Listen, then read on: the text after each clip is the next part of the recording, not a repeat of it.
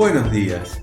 Bueno, en el teórico de esta semana vamos a trabajar sobre los aportes del construccionismo a la teoría del sujeto epistémico y algunas cuestiones respecto de realidad virtual y gamificación. Nos vamos a centrar en los aprendizajes, en el modo en que estas cuestiones pueden servir para pensar estrategias didácticas que apunten a la construcción de aprendizajes significativos en base a todas estas cuestiones que hacen al constructivismo y el construccionismo, que ya vamos a ver de qué se trata. Lo primero que quisiera mencionar es que vamos a tratar de darle mucho foco a la cuestión cultural en la cual se desarrolla la tecnología, porque pensar la tecnología fuera de un contexto social, primero que sería contrario al constructivismo biosquiano,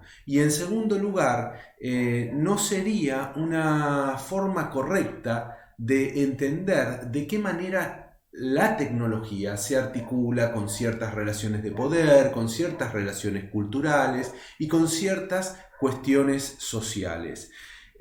Sin más preámbulos, vamos a ver que abro la presentación, vamos a iniciar la exposición. Ahí estamos.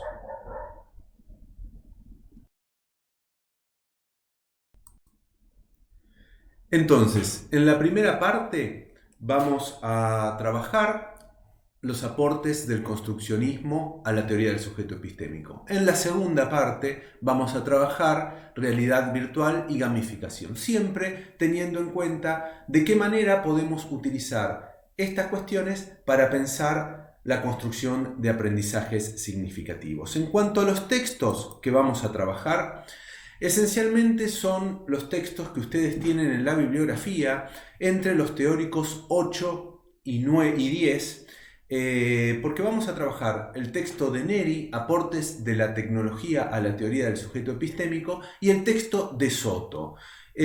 Todas las cuestiones de nuevas formas de lectura, narrativas transmedia, todo eso se va a trabajar la semana que viene. Acá simplemente lo vamos a mencionar como conclusión de esta semana y preparando el trabajo para la semana que viene. Bueno, entonces avanzamos con Papert. Ahí tienen una foto de este personaje, es un personaje bastante particular. ¿Qué vamos a trabajar de Papert?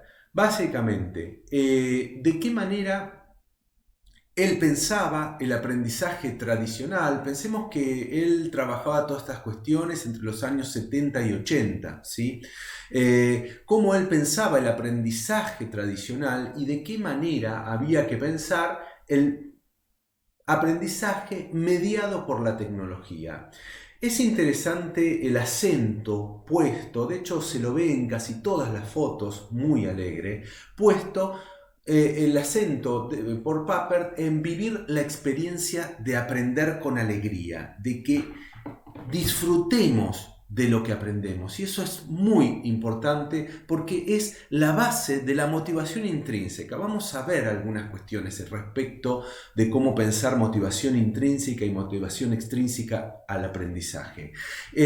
Vamos a mencionar rápidamente los aprendizajes invisibles, los antecedentes del construccionismo, cómo pensamos la tecnología inserta en un contexto educativo. Vamos a ver los aspectos que aporta el construccionismo. También vamos a ver los errores que se han cometido a partir del modo en que se ha implementado la tecnología en educación, sobre todo el logo, que es la principal creación de Papert en lo que respecta a educación. Finalizamos el teórico con lo que sería, por lo menos la primera parte, no el teórico, la primera parte con lo que sería el construccionismo distribuido y el modo en que Papert piensa el aprendizaje colaborativo. Papert, ahora lo vamos a ver, Era un matemático que trabajó muchísimo en el MIT. En el MIT es donde se empieza a pensar esta cuestión de lo colaborativo en el desarrollo de software, con lo cual vamos a ver también un contemporáneo que aún vive. Papert ya no vive, ya no está con nosotros, pero vamos a ver un contemporáneo de él, sobre cómo pensar el aprendizaje colaborativo en un caso exitoso, porque en primer lugar vamos a ver un caso fracasado, si se quiere, que es el modo en que el logo se insertó en educación. Y por otro lado vamos a ver un modo exitoso de esta posibilidad de trabajar en lo que es un aprendizaje colaborativo, en un proyecto colaborativo tan grande como es el New o el movimiento del software libre. Avanzamos entonces con la biografía muy rápida de Papert. En primer lugar, fue formado en matemática en Pretoria, en Sudáfrica. Es interesante resaltar este aspecto que muchas veces no se resalta, pero que él fue un activista antisegregacionista en Sudáfrica, con lo cual podemos pensar cuáles son sus posiciones ideológicas, ¿no? Sus posiciones de inclusión, sus posiciones de tolerancia a la diversidad. Su primera formación de posgrado, digamos, fue en matemática en la Universidad de Cambridge, y en 1958 lo invita Piaget al Centro de Epistemología Genética. A partir de 1963, él trabaja en el MIT con todo lo que hace a la construcción del logo. Vamos a ver un pequeño sample, un pequeño demo de cómo funciona el logo. En los 70 comienza a trabajar en el MIT en cuestiones que hacen a inteligencia artificial, redes neuronales, hace un trabajo muy interesante acerca de las limitaciones del perceptrón, un trabajo que fue bastante polémico, y en los 80 empieza a escribir algunos textos, sobre todo pensados para la educación y el aprendizaje. Nosotros vamos a ver muy rápidamente algunas cuestiones del desafío de la mente y de la familia conectada. Bueno, avancemos entonces. El otro personaje que vamos a ver es Richard Stallman. Es físico, programador, hacker, podríamos decir. Estudió en la Universidad de Harvard, se graduó con altísimos honores, con un coeficiente intelectual increíble.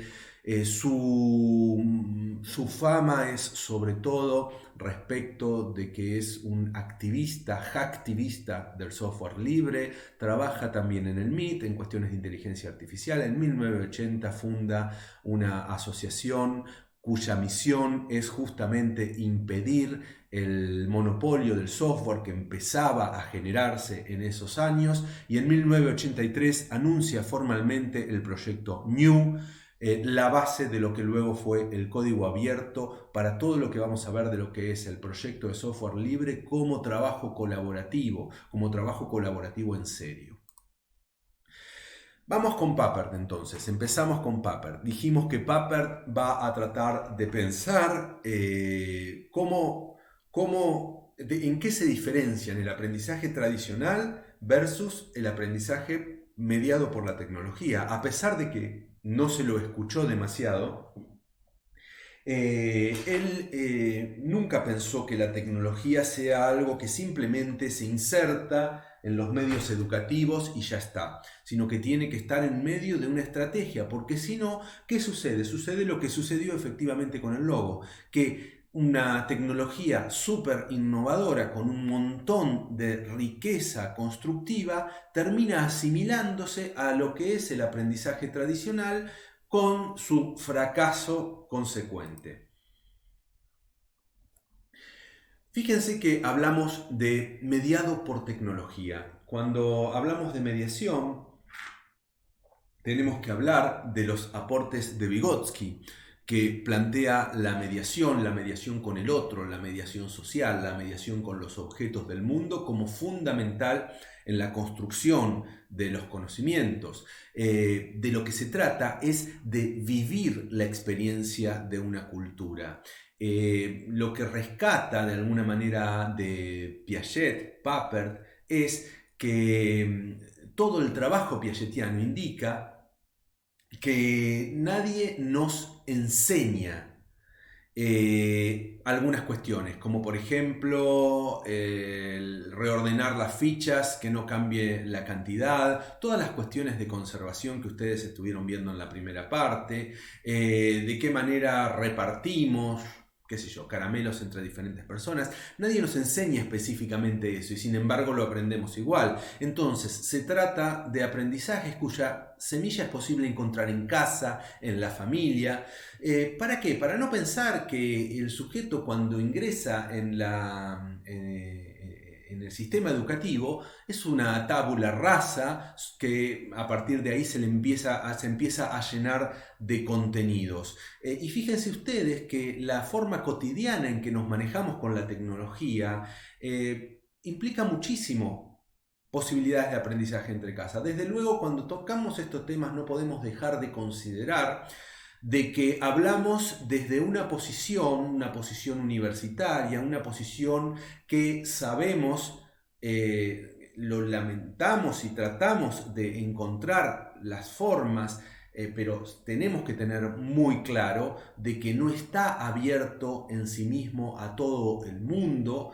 Si bien que la educación sea pública es un pasaje fundamental como para que se pueda dar una mayor inserción dentro del sistema educativo, sabemos que no alcanza con que la educación sea pública. Por supuesto, la oferta de educación pública es fundamental y necesario, o sea, sin la cual no es posible esta inclusión educativa, pero no alcanza con eso. Cuando hablamos de tecnología sucede lo mismo, a pesar de que si yo les comento lo que me costó a mí en los años 89, cuando recién empezaban a aparecer las computadoras, creo que fueron ahorros de varios sueldos para comprarme una computadora en su momento. Eran prácticamente inaccesibles. Hoy son un poco más accesibles, pero no debemos dejar de considerar de que hay una gran cantidad de población que está excluida. Entonces es necesario iniciativas como la educación pública, como plantear que realmente los servicios de conectividad deben ser servicios públicos, los gobiernos deben ocuparse de extender la conectividad a los lugares más remotos. Bueno, todo el trabajo y el proyecto de ARSAT tiene mucho que ver con eso, llevar internet a aquellos lugares en donde las empresas privadas no invierten porque no les es negocio. Para tratar de disminuir la brecha tecnológica. Entonces esto es algo que no podemos dejar de considerar, a pesar de que con el correr de los años la tecnología va abaratando sus costos y se va haciendo más accesible. Hoy la potencia de procesamiento que tenemos en un dispositivo celular es mucho mayor que la primera computadora que con mucho esfuerzo yo me compré allá por los años 90, año 89-90. Hoy cualquier celular es mucho más poderoso. ¿Por qué? Porque se ha abaratado la tecnología. Pero lo que queremos rescatar en este trabajo de Papert es que ya en aquellos años él planteaba, cuando todavía la tecnología no estaba extendida a la manera que está extendida hoy, que gran parte de la población, si bien no toda, pero gran parte de la población accede a un dispositivo celular. En aquel entonces eso era algo que ni se imaginaba, y sin embargo él plantea este carácter importante de vivir la experiencia de una cultura, del trabajo autogestivo en el aprendizaje, ¿sí? Entonces, desde ese punto de vista tenemos que pensar el modo en que él en aquellos años, estamos hablando de los años 70, pensaba de qué manera la tecnología debía articularse al modo de aprender. ¿Cómo es un aprendizaje? Un aprendizaje es aquel que uno acepta y disfruta. él decía muy claramente, a los chicos les encanta aprender hasta que las instituciones tradicionales les enseñan lo contrario, que aprender es feo, que aprender es aburrido. Los chicos, como casi todo el mundo, no quieren lo fácil, sino que buscan el desafío. Ojo con esta cuestión, porque nuestra cultura del entretenimiento fácil, va contra todo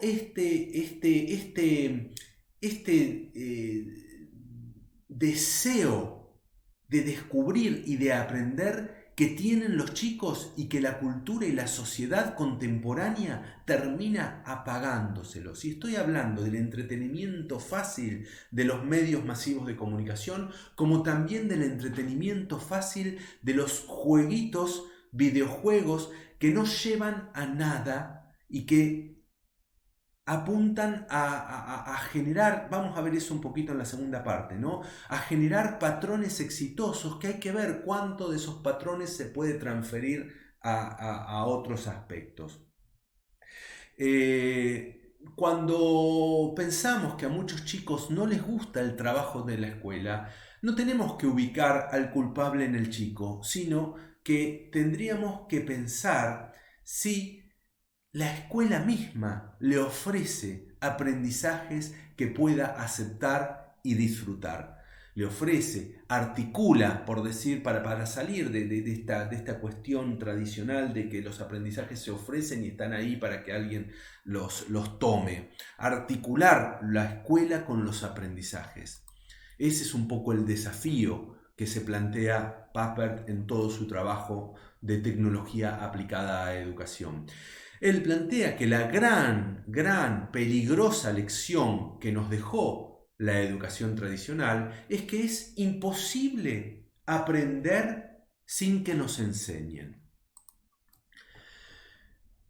Ustedes tienen en el campus, ya se los dejé habilitado, una conferencia de Cristóbal Cobo que habla de los aprendizajes invisibles. 30 años de nuevas tecnologías no nos pueden dejar de enseñar que existen gran cantidad de aprendizajes que se realizan por fuera de las instituciones formales. ¿Cómo aprendieron cada uno de ustedes a trabajar o a usar redes sociales, por ejemplo? ¿Quién les enseñó? Sí, a nosotros, los más grandes, puede que nos hayan enseñado, hijos, sobrinos, pero ellos han aprendido por sí mismos estas cuestiones. Gran parte de la destreza y el manejo de las tecnologías de la información se aprende en relativa ausencia de formadores institucionales. Tienen allí esa conferencia optativa de Cristóbal Cobo muy interesante al respecto.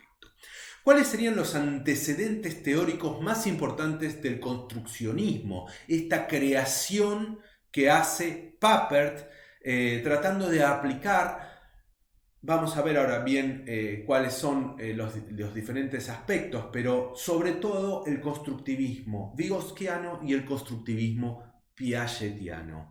Resalta la importancia de la autodirección y la actividad en la construcción de los aprendizajes, ¿sí? Como uno de los aspectos antecedentes en el constructivismo piagetiano. También en el instruccionismo, ¿sí?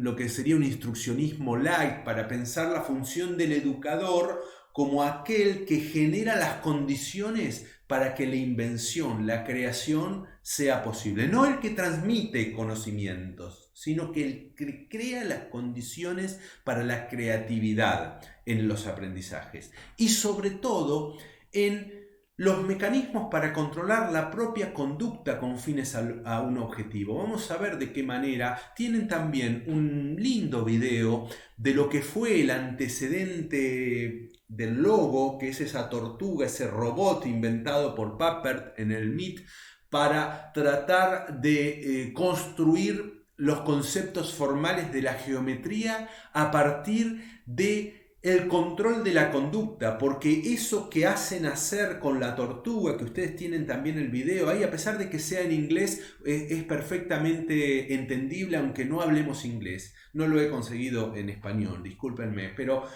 Es interesante cómo cuando las nenas, los nenes que están allí trabajando con ese robot no pueden resolver un problema de las órdenes que deben darle a la tortuga, los lleva afuera, al parque, y ponen a uno de los chicos en el centro, creo, o una chica, no recuerdo bien, en el centro, y uno de los de afuera les va dando órdenes respecto de que camine hacia adelante, que doble, que haga, que gire tanto.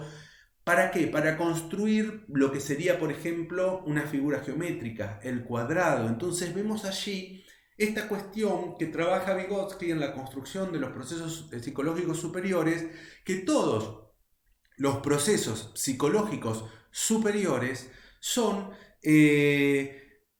modos de internalización de relaciones de dominación, porque dice, las conductas que antes han ejercido sobre nosotros son las que luego ejercemos sobre nosotros mismos y son las bases del pensamiento característico de todas las funciones psicológicas superiores. Entonces es interesante el modo en que aplica a la tecnología esta característica del constructivismo vygotskiano.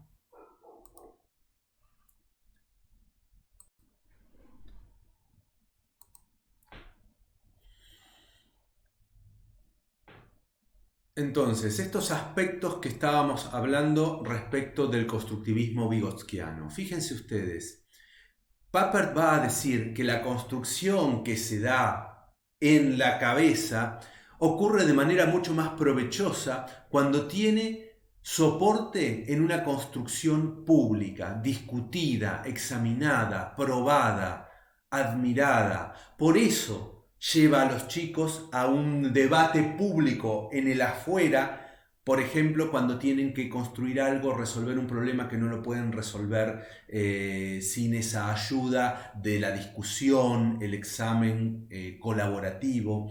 Las construcciones en el mundo son el apoyo y la atracción de las que se producen en la cabeza. Si esto no es Vygotsky, díganme Vygotsky dónde está.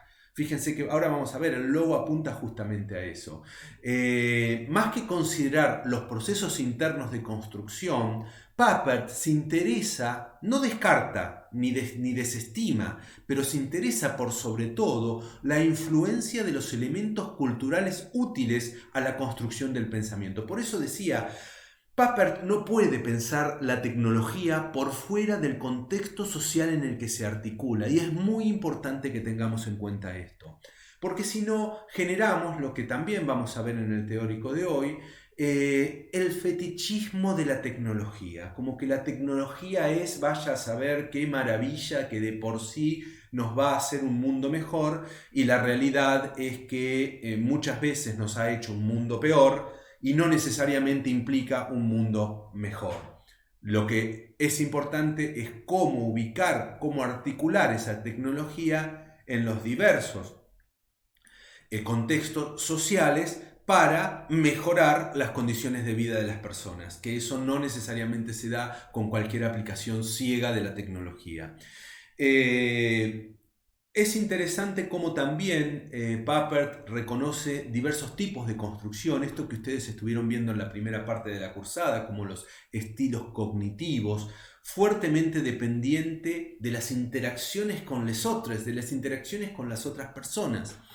Y rescata también el pensamiento de bricolage de Lévi-Strauss, que implica utilizar los elementos que tiene a disposición la persona sin necesidad de focalizar en lo formal, que es en lo que se había focalizado la educación tradicional. Papert va a decir, podemos acceder a lo formal, pero utilizando los elementos sencillos de que ya dispone el sujeto, de que ya dispone la persona que está aprendiendo. Entonces, para resumir los grandes antecedentes, y acá vamos a trabajar algo que les va a resultar llamativo. Ya vimos los antecedentes del constructivismo, los antecedentes del instruccionismo, los antecedentes del constructivismo vygotskiano, o sea, el constructivismo piagetiano, el constructivismo vygotskiano. Y acá metimos a un nuevo autor, a Donald Winnicott. Donald Winnicott es muy interesante, y esto es tomado por Papert, el concepto de espacios y objetos transicionales. No lo vamos a ver en grandes detalles, pero es interesante si ustedes quieren localizar. Las obras completas de Winnicott están disponibles en internet. Pero si ustedes localizan el texto realidad y juego, que es donde desarrolla los espacios y los objetos transicionales, antecedente importantísimo de la construcción del objeto lacaniano. Winnicott es un psiquiatra que trabajó entre guerras, que trabajó con muchos niños y adolescentes de posguerra, huérfanos, internados en instituciones, tiene muchos trabajos sobre delincuencia, sobre tendencia antisocial, y es muy interesante cómo concibe el espacio de la terapia psicoanalítica que él plantea, del psicoanálisis que él plantea, ¿sí? Él considera el entorno del análisis como un espacio transicional, un lugar que no en donde se pueden realizar construcciones colaborativas, no lo dice él en estos términos, pero entre el analista y el paciente, en ese marco en donde lo esencial es el juego. Los espacios transicionales tienen para Winnicott un carácter fundamental en la construcción de la cultura.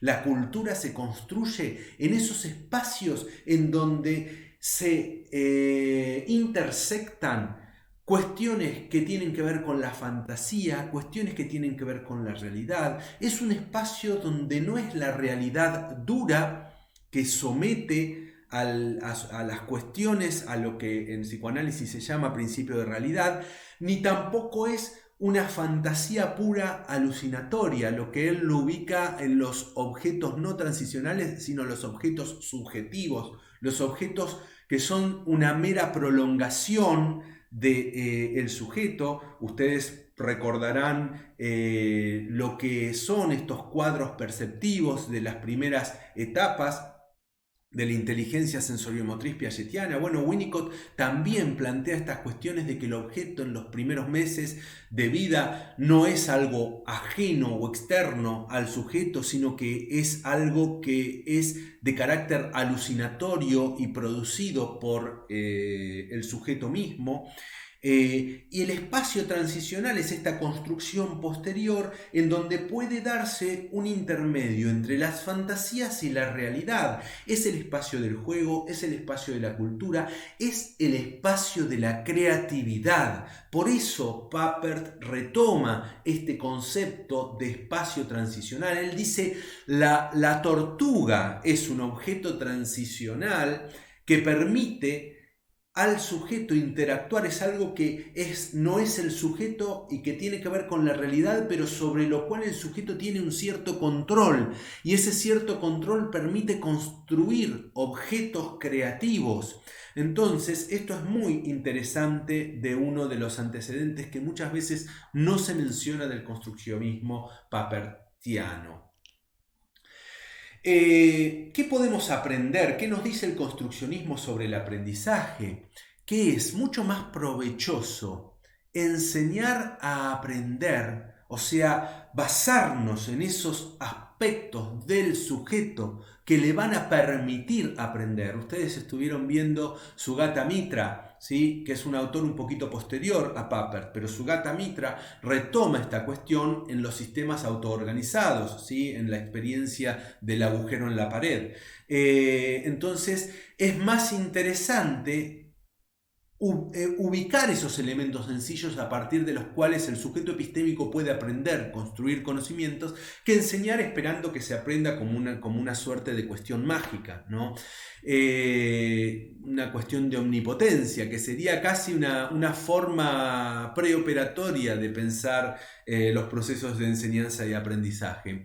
Es muy interesante revisar el modo colaborativo que puede darse en los sistemas de información, y esto no es gratuito. ¿sí? No es gratuito y es la razón por la cual muchos hackers geniales como Richard Stallman se fueron del MIT, cuando el software deja de ser colaborativo y empieza a ser privativo. Investigar, descubrir, concentrarse en el modo en que se aprende implica una mayor facilidad para interiorizarse con los instrumentos de los sistemas de la información, o sea, entender de qué manera aprendemos a utilizar los elementos tecnológicos, da cuenta de este aprendizaje que parte de cuestiones del propio sujeto. Entonces, centrarse en la adquisición de estrategias se distancia mucho de una modalidad mecánica de aprendizajes.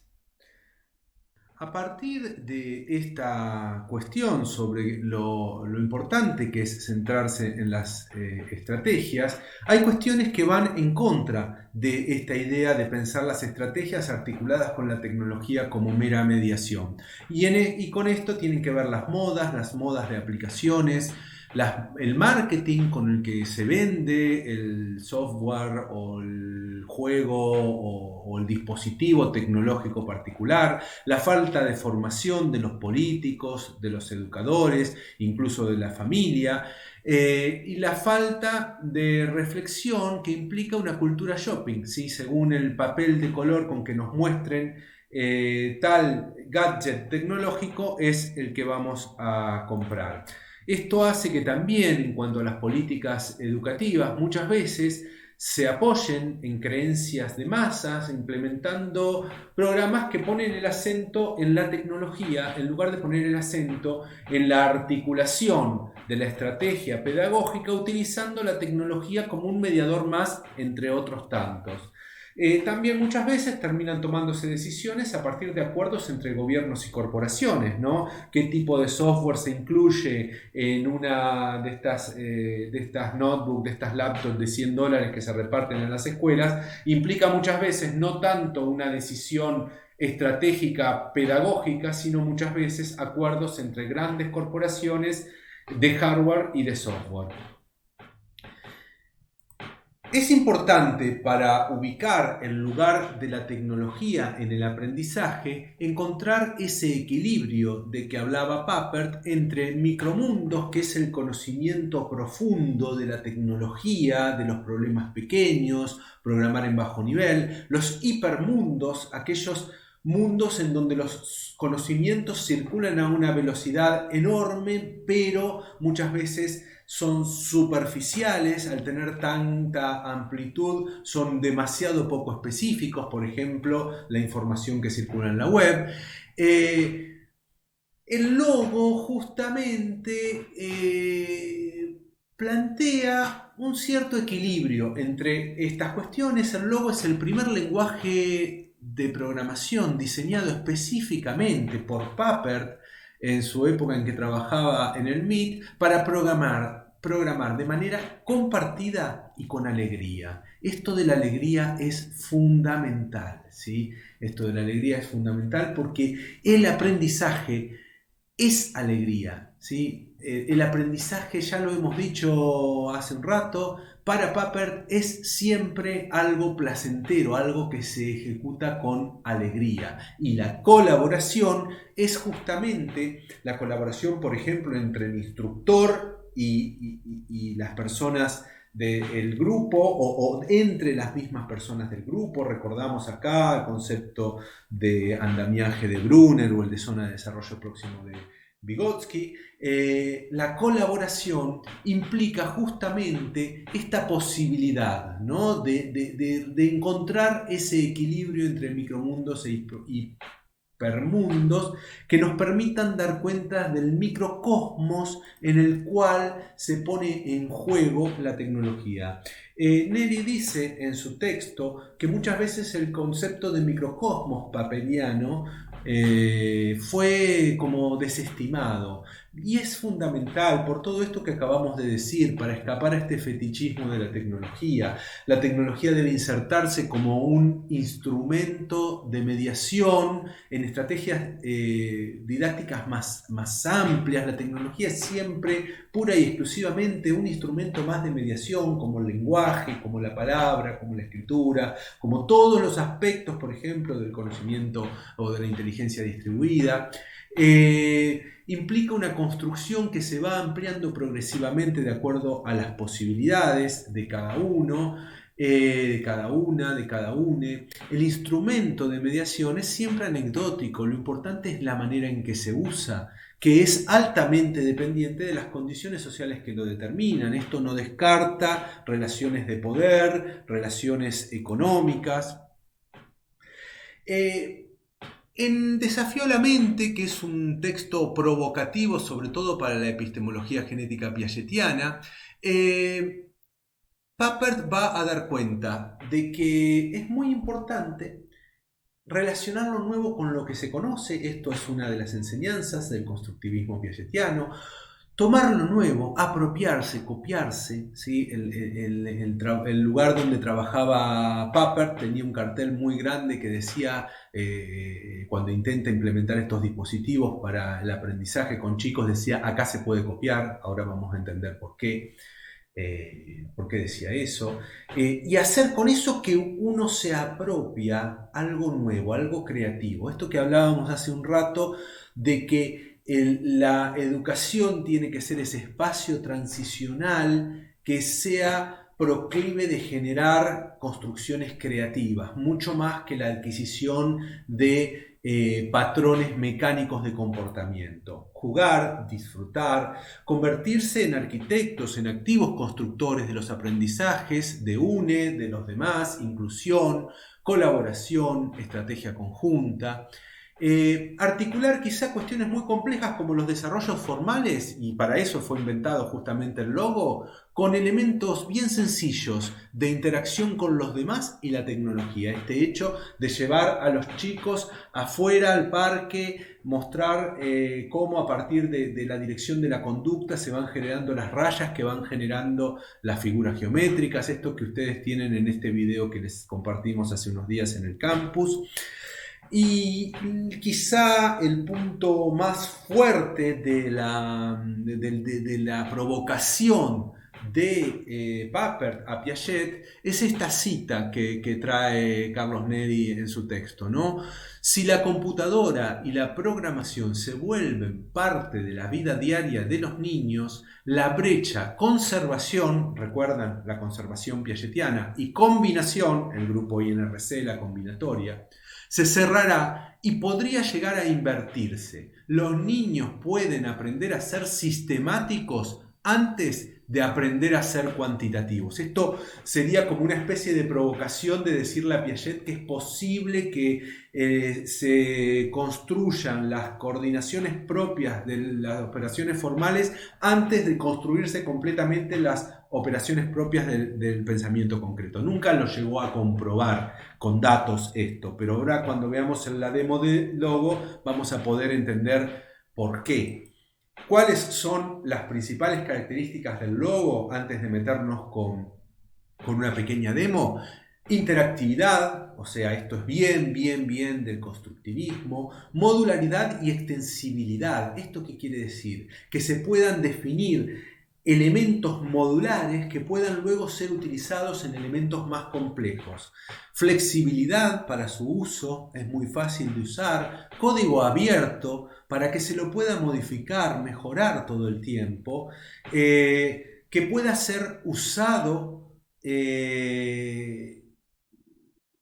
con alegría.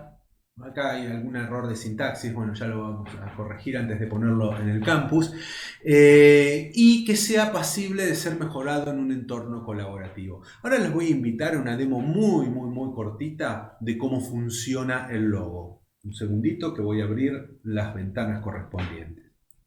Estaba pensando que quizá para no hacer tan largo el teórico vamos a separar la parte de demo a a un video aparte, así que quienes quieran verla lo van a poder ver y quienes no quieran verla no lo ven. Sin embargo, me parece que es importante para entender cuál es la lógica que hay detrás del logo, porque todos hablan del logo, la tortuguita y las rayitas, pero entender por qué el logo es interactividad, el logo es modularidad, el logo es jugar, es interesante. Así que bueno, los invito a ver la demo.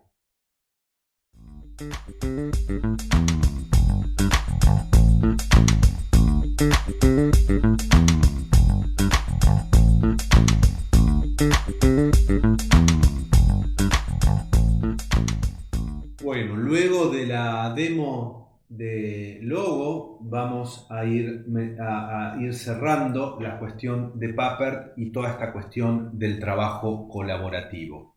¿Sí? Estábamos aquí antes de empezar la demo. Ustedes vieron todas las cosas que se pueden aprender a partir de esta aplicación del logo. Ahora, ¿por qué falló? Porque el logo falló. Porque no se pudo implementar en los colegios, porque se centró en la cuestión, fíjense que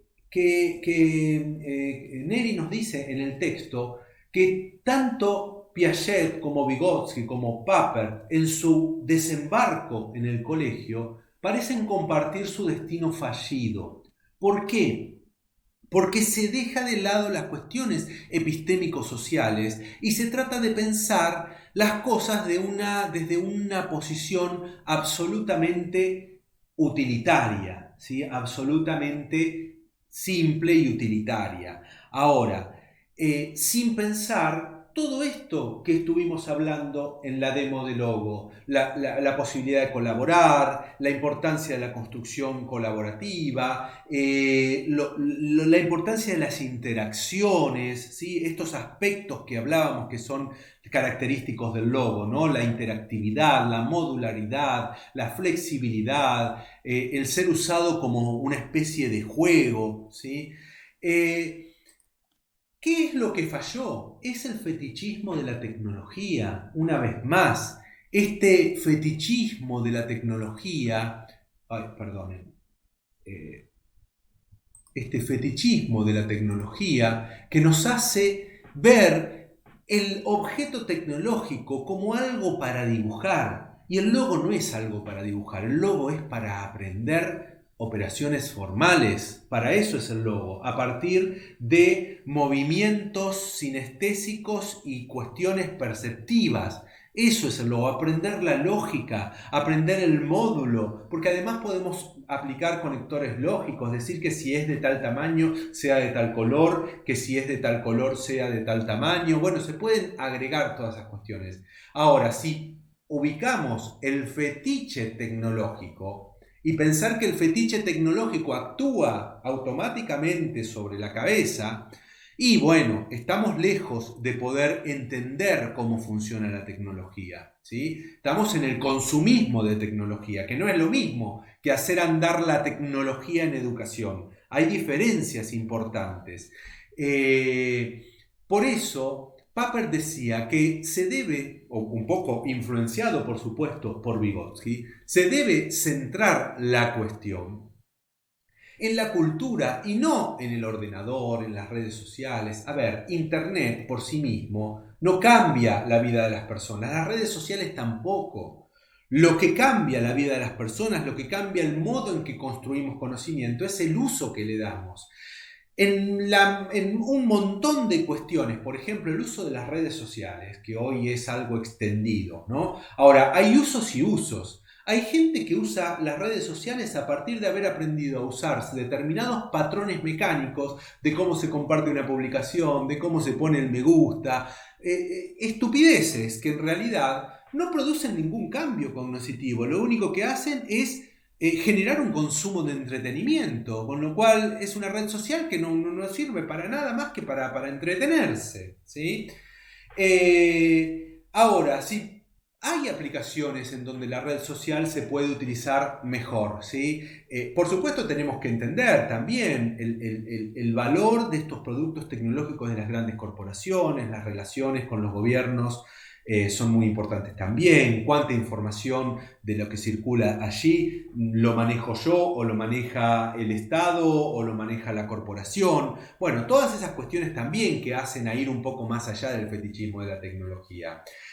La tecnología, por supuesto, puede ser el mediador de un cambio cultural, pero no lo determina directamente. Lo que lo determina en todo caso es el uso que hacemos de la tecnología y cuánto nos dejamos impactar por el uso pasivo que nos imponen las corporaciones de la tecnología y cuánto intentamos usar las tecnologías de modo activo, de modo interactivo, pero además activo, no usando patrones impuestos, sino encontrando incluso en la tecnología nuevos modos de generar cosas. Por ejemplo, esto que hicimos hace un ratito en la demo de Paper, en la demo de Logo, es imposible que alguien lo haya hecho antes. ¿Por qué? Porque tiene un montón de aleatoriedad que incluimos allí, y a pesar de que era un potencial uso del lenguaje, nunca hasta esta demo que hicimos se generó un producto como el que vimos recién, ¿sí?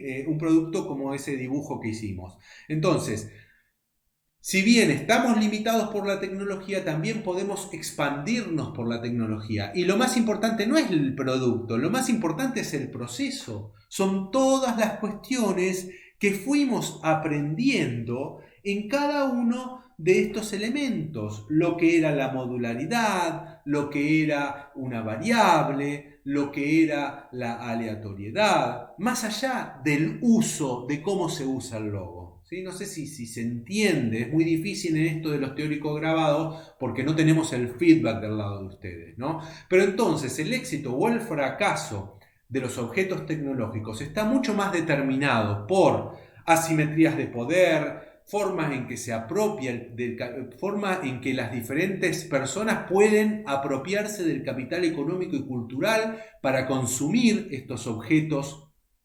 tecnológicos, mucho más respecto, o sea, el éxito o el fracaso depende de cómo se insertan los contextos, ¿sí? Insertar el logo en el contexto de educación tradicional, sin haber pensado en estrategias para utilizar, por ejemplo, el logo para aprender cuantificadores lógicos, o el logo para aprender condiciones de razonamiento lógico, o el logo para aprender modularización y reutilización, el logo para aprender esas cuestiones sociales. Recuerden que Vygotsky nos decía, todos los procesos superiores, la inteligencia más elevada, no es más que relaciones sociales internalizadas. Entonces, fíjense ustedes, todos esos dibujos que hicimos no eran más que la internalización de desplazamientos y percepciones, si se quiere, ¿sí? Entonces, el éxito o fracaso de un objeto tecnológico tiene que ver con el modo en que se inserta ese objeto en estrategias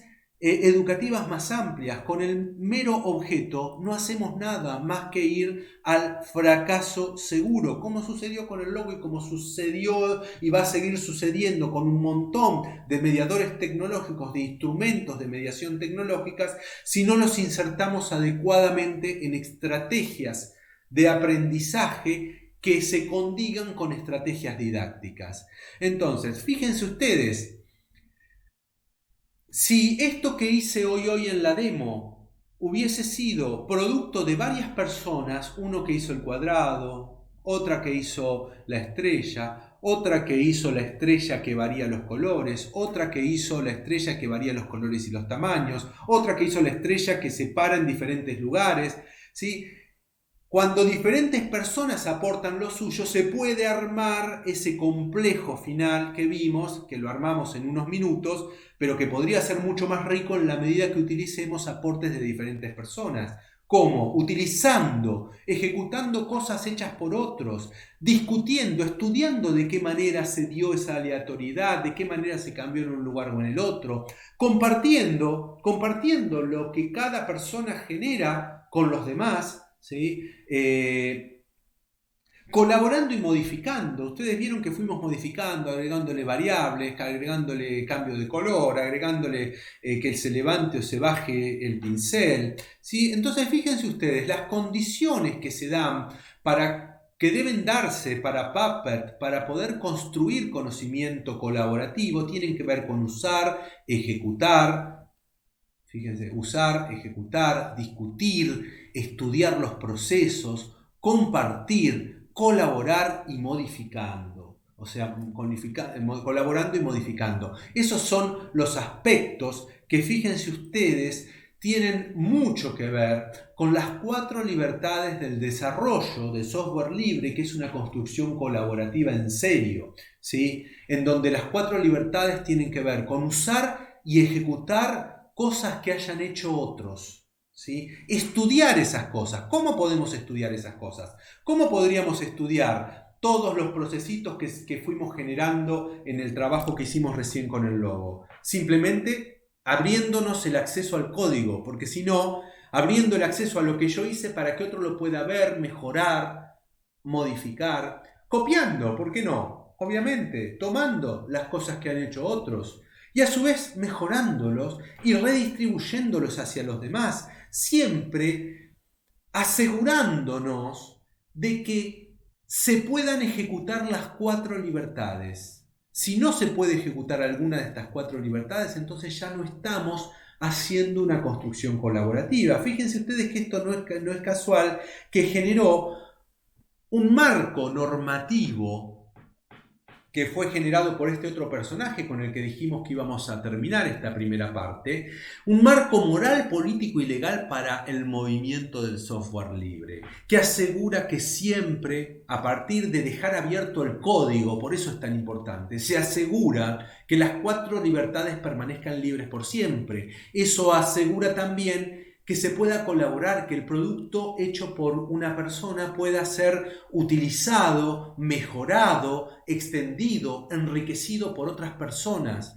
La propuesta del proyecto GNU original fue, allá en los 80, reescribir todas las aplicaciones de un sistema operativo. Todas estas cuestiones las tienen un poco más en detalle, si quieren, en un texto que también les compartí en el campus, que habla de toda la ética y la filosofía que está por detrás del software libre, ¿sí?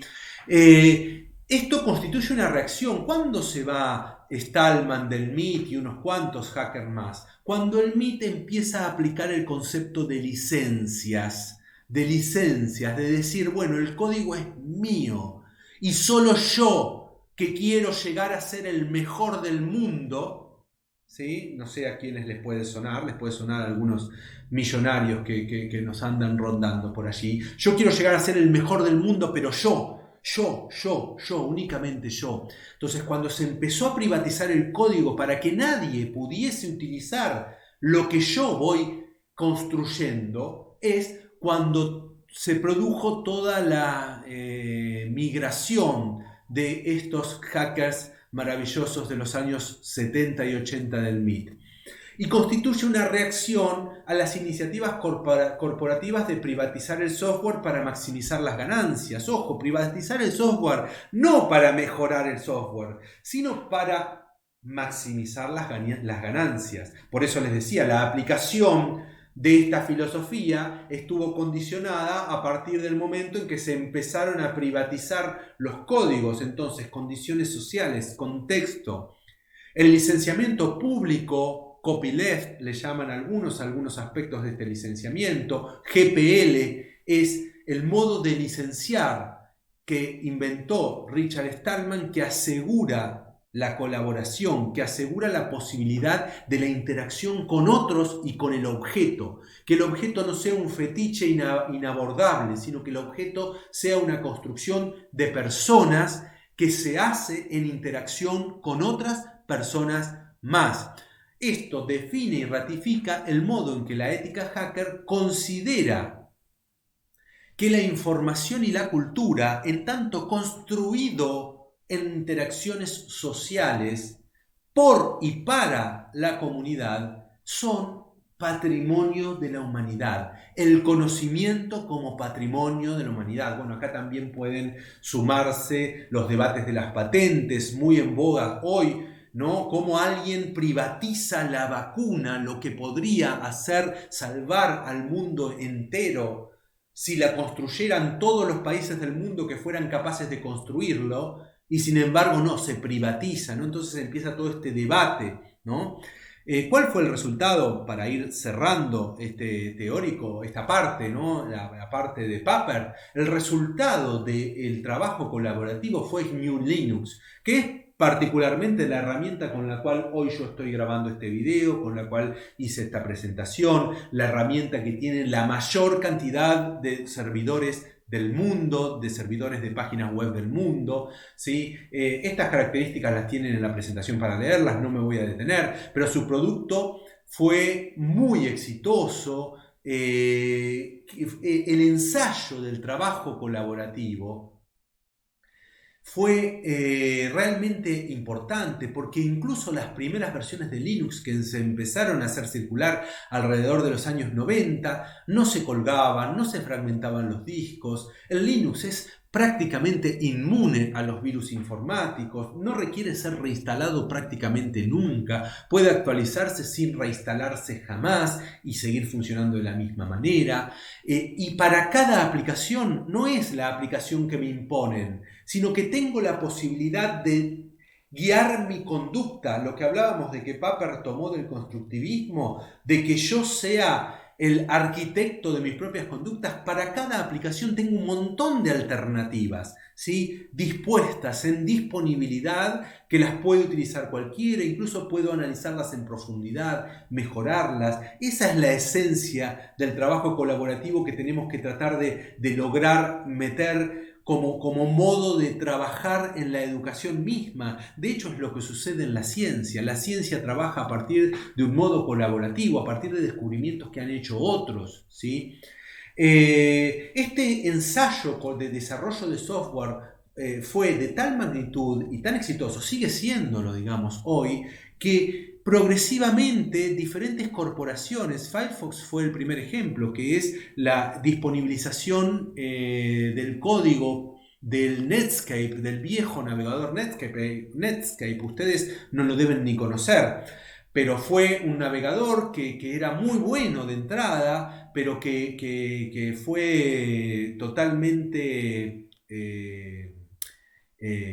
ensombrecido por el Internet Explorer, que era bastante peor. Por eso les decía, el éxito de los fetiches tecnológicos no tiene que ver con algo esencialmente del objeto tecnológico, sino tiene que ver con luchas de poder, apropiación de capital. El Netscape era mucho mejor que el Internet Explorer desde el primer día. Sin embargo, la corporación y el marketing logró que desaparezca. Pero ¿cómo resurgió? A partir de abrir su código en lo que fue Mozilla Firefox. Abrir el código a la comunidad de GNU, a la comunidad del open source, para que lo escriba, para que lo mejore. Hoy tenemos el Firefox como uno de los navegadores que más aseguran la privacidad de la información de